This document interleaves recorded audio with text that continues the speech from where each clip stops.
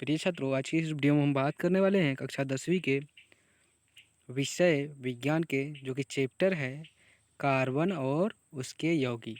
तो ये वाले चैप्टर से हमने लघु उत्तरीय प्रश्न को सॉल्व किया है।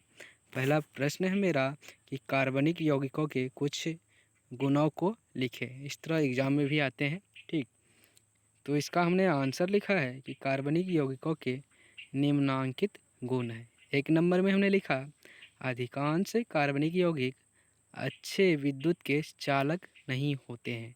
ठीक, और दूसरा में हमने लिखा है इनके गलनांक एवं क्वथनांक निम्न होते हैं।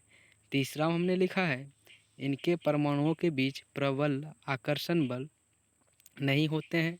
और 4 नंबर में हमने लिखा है इन यौगिकों के आवंत से आयन की उत्पत्ति नहीं होती है। और 5वां हमने लिखा है ये जल में घुलनशील नहीं होते हैं, लेकिन पेट्रोल, डीजल, कार्बन डाइसल्फाइड जैसे कार्बनिक पदार्थों में घुलनशील होते हैं कार्बनिक यौगिक। ठीक, यही था इस प्रश्न का उत्तर।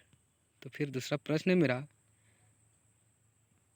कार्बनिक यौगिकों की संख्या इतनी अधिक क्यों है। तो इस प्रश्न का फिर हमने आंसर लिखा है क्योंकि कार्बन परमाणु अन्य परमाणुओं के साथ इलेक्ट्रॉनों को साझा कर यौगिक बनाते हैं। यही कारण है कि कार्बनिक यौगिकों की संख्या इतनी अधिक है। ये था प्रश्न का आंसर। तीसरा प्रश्न मेरा ये कार्बन के 4 यौगिकों के नाम लिखे। तो इसका भी हमने आंसर लिखा है। कार्बन के 4 यौगिकों के नाम लिखे हैं। पहला है एसिटिक एसिड, जिसका सूत्र होता है CH3COOH। दूसरा है क्लोरोफॉर्म, जिसका सूत्र होता है CH2Cl3। तीसरा है एथेनॉल, CH3CH2OH। ठीक, अब मीथेन का सूत्र होता है CH4। ये थे कार्बन के 4 यौगिकों के नाम।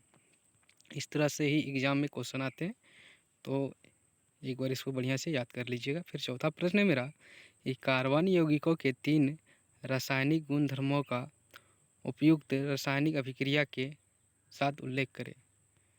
तो हमने लिखा है 1 नंबर में पहला कि कार्बन यौगिक ऑक्सीकरण अभिक्रिया के फलस्वरूप ऊष्मा एवं प्रकाश उत्पन्न करते हैं।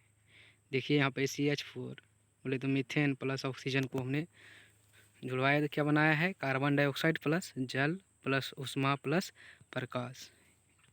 एक उदाहरण दिए इसका। ठीक, दूसरा है एथनोइक अम्ल बोले क्षार के साथ अभिक्रिया कर सोडियम एसीटेट का निर्माण करता है। इसका समीकरण यहाँ पे है नीचे।